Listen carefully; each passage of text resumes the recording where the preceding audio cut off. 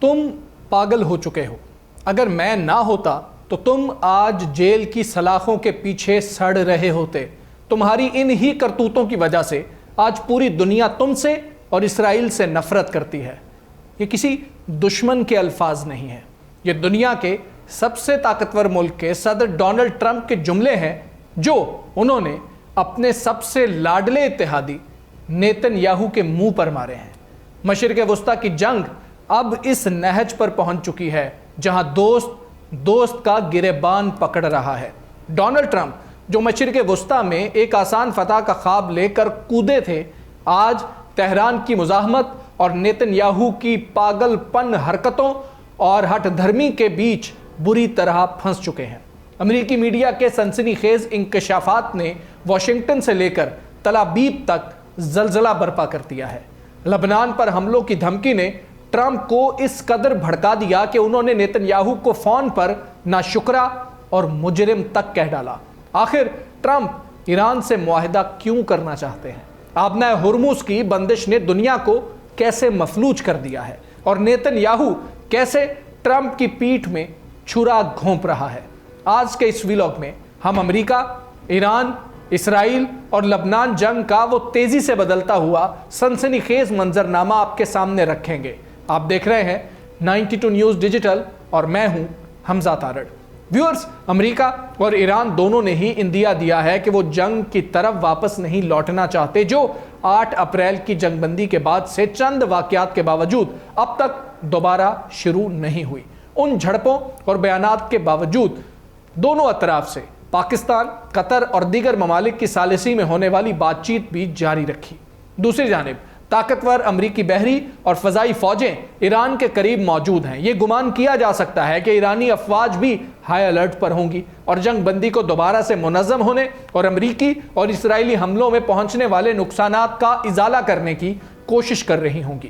خطے میں موجود تناؤ کے باعث یہ خطرہ موجود ہے کہ دونوں میں سے کوئی ایک فریق غلط قدم اٹھا سکتا ہے۔ امریکہ تہران پر دباؤ ڈال رہا ہے تاکہ اس سے اپنی شرائط منوا سکے، جس کے لیے اس نے اپنی افواج کو قریب میں تعینات کر رکھا ہے، جس کا مقصد یہ دکھانا ہے کہ کسی بھی لمحے میں ایران کو پھر سے بھاری نقصان پہنچا سکتا ہوں۔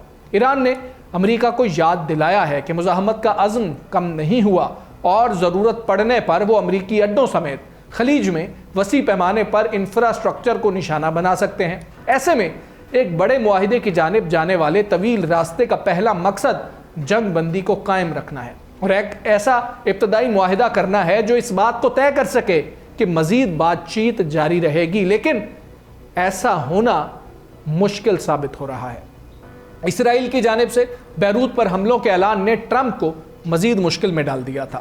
منگل کی صبح ٹرمپ نے اعلان کیا ہے کہ اسرائیلی وزیر اعظم نیتن یاہو نے لبنان پر حملے نہ کرنے پر آمادگی ظاہر کر دی ہے، لیکن نیتن یاہو نے جنوبی لبنان پر حملے جاری رکھنے کا اعلان بھی کر دیا ہے۔ نیتن یاہو کو یہ پریشانی نہیں ہے کہ لبنان میں اسرائیلی کارروائیوں ایران اور امریکہ کے درمیان معاہدہ طے ہونے کے امکانات کو متاثر کر رہی ہوں گی۔ نیتن یاہو ایران سے جنگ بندی کے حق میں بھی نہیں ہے۔ جہاں تک نیتن یاہو کا سوال ہے تو اس کے لیے ایران اور امریکہ کے درمیان کسی قسم کا معاہدہ ایک برا معاہدہ ہے۔ ایران بھی لبنان میں حزب اللہ کی حمایت جاری رکھے ہوئے ہے اور تہران نے بارہا کہا ہے کہ امریکہ سے وسیع معاہدہ اسرائیلی حملوں کے خاتمے سے مشروط رہے گا۔ فی الحال ایسا محسوس ہو رہا ہے کہ ٹرمپ اسرائیل کو قابو میں لانے کی کوشش کر رہے ہیں۔ جہاں تک آبنہ ہرمز کا معاملہ ہے تو اسے کھولنے کے لیے ایرانی حکومت کو کسی قسم کی قیمت درکار ہوگی، چاہے وہ پابندیوں میں نرمی کی شکل میں ہو یا پھر منجمد اثاثہ جات کے حوالے سے کوئی قدم ہو، اور یہ بھی سنجیدہ مذاکرات کی ایک شرط نظر آتی ہے۔ آبنہ ہرمز سے اس وقت بہت کم جہاز گزر رہے ہیں۔ ایران نے 28 فروری کو امریکی اور اسرائیلی حملے شروع ہونے کے بعد اسے بند کر دیا تھا۔ سعودی عرب اور متحدہ عرب امارات اب اس مشکل سے نکلنے کے لیے آبنہ ہرمز سے دور علاقوں کے ذریعے تیل کی ترسیل کرنے کی کوشش کر رہے ہیں۔ دنیا تیل اور گیس کی 20% سپلائی کھو چکی ہے۔ آبنہ ہرمز کی بندش پوری دنیا کی معیشت کے لیے تباہی کا باعث بن چکی ہے۔ امریکہ اب مشرق وسطیٰ کے تیل پر انحصار نہیں کرتا، لیکن امریکہ میں پیٹرول کی قیمت پر عالمی منڈی کے اثرات پڑتے ہیں۔ ٹرمپ ایک بڑی مشکل میں پھنس چکے ہیں۔ ایک آسان فتح سمجھتے ہوئے وہ جس جنگ میں کودے تھے اب انہیں اس غلطی کے نتائج کو بھگتنا پڑ رہا ہے۔ امریکی صدر اور ان کے قریبی اتحادی نیتن یاہو نے ایرانی مزاحمت کا بالکل غلط اندازہ لگایا تھا۔ ٹرمپ کے پاس اب اس مشکل سے نکلنے کا کوئی آسان راستہ موجود نہیں ہے اور ایران انہیں کوئی راستہ فراہم کر بھی نہیں رہا۔ ٹرمپ آبِ ہرمز کھلوانا چاہتے ہیں۔ ایران جنگ امریکہ میں غیر مقبول ہے اور اس میں شدت مزید امریکی شہریوں کی رائے کو متاثر کرے گی۔ ٹرمپ کی ایک اور مشکل یہ بھی ہے کہ آبِ ہرمز کھلوانے کے لیے ایران کے لیے کسی قسم کی نرمی کی مخالفت ان کی اپنی جماعت کے کچھ لوگ کر رہے ہیں۔ ایک اور رکاوٹ ٹرمپ کی یہ خواہش بھی ہے کہ وہ اپنی فتح دکھا سکیں۔ ٹرمپ نہیں چاہتے کہ 2015 میں اس وقت کے امریکی صدر براک اوباما نے ایران سے جو معاہدہ کیا تھا اس کے ساتھ کسی قسم کا موازنہ ہی کیا جائے۔ دوسری جانب ایرانی حکمران سمجھتے ہیں کہ وہ اپنی حکومت کی بقا کی جنگ لڑ رہے ہیں۔ یہ واضح ہے کہ مزید امریکی حملے اسرائیلی مدد کے ساتھ یا ان کے بغیر ایرانی حکومت کو بہت زیادہ متاثر نہیں کریں گے۔ مشرق وسطیٰ کے عرب ممالک کافی دیر پا معاشی نقصان اٹھا چکے ہیں اور مزید نقصان نہیں اٹھانا چاہتے۔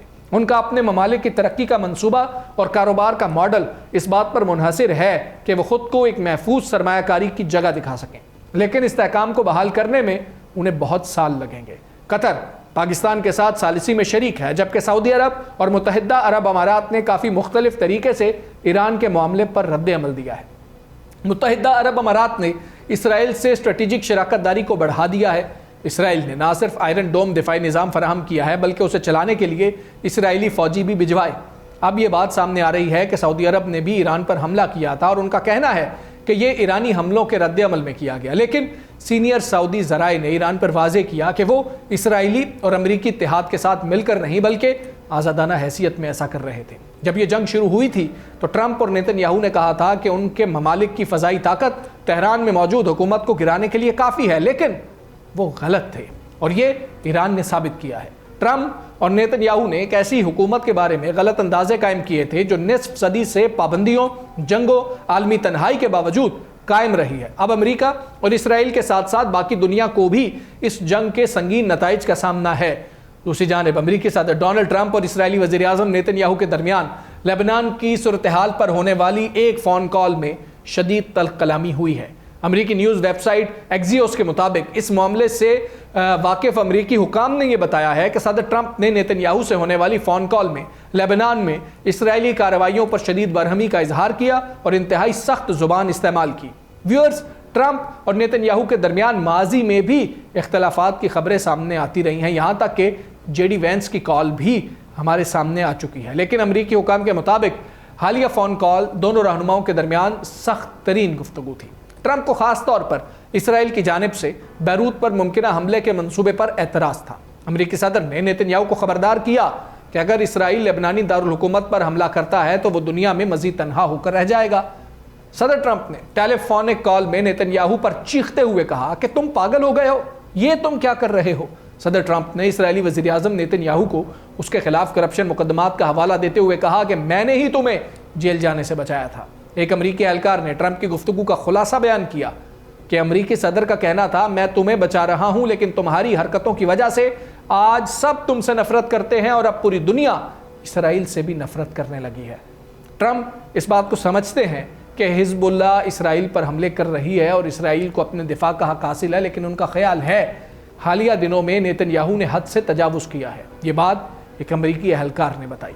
اس عہدیدار نے بتایا کہ ٹرمپ نے لبنان میں شہریوں کی ہلاکتوں پر بھی تشویش کا اظہار کیا۔ انہوں نے محض ایک کمانڈر کو نشانہ بنانے کے لیے پوری عمارت کو زمیں بوس کرنے کے اسرائیلی طریقہ کار پر بھی شدید برہمی کا اظہار کیا۔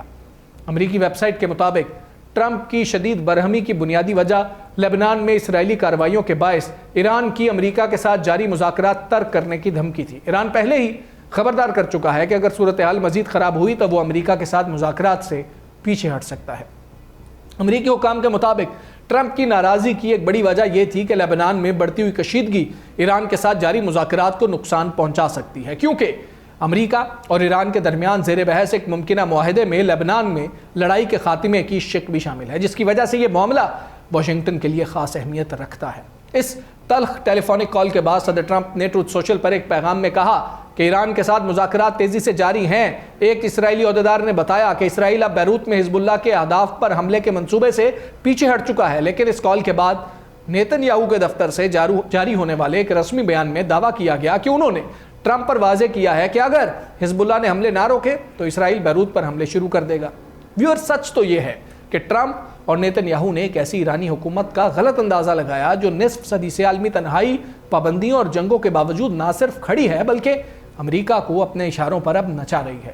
ٹرمپ اپنے ہرمز کھلوانا چاہتے ہیں کیونکہ دنیا کا 20% تیل بلاک ہو چکا ہے اور امریکی معیشت وینٹیلیٹر پر ہے۔ اب نیتن یاہو کا کھیل ختم ہوتا دکھائی دے رہا ہے۔ ایک طرف تہران کا لوہا ہے اور دوسری طرف ٹرمپ کا غصہ۔